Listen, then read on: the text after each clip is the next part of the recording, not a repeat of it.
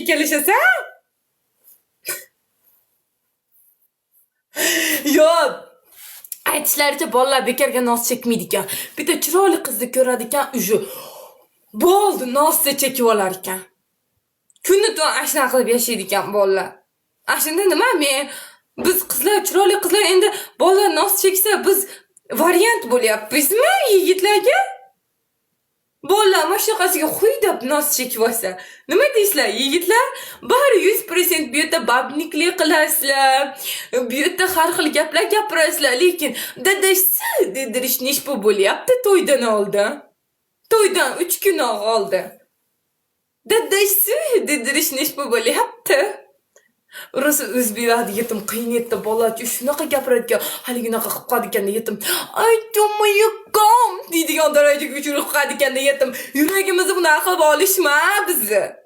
Chiroyli gapirishgan odamga unaqa to'mayakam degan gaplarni vashiyatda o'rtaga qo'shtirishma. Qizg'anishasan o'zlaringcha, yana o'sha internetdagi chuppik qizlaringga o'xshatishgin keladi bizni. Nima biz? Ashu chupikim bilan baxtli bo'lish, shundan ko'ra chup-chups berib yashashasan. Uyat.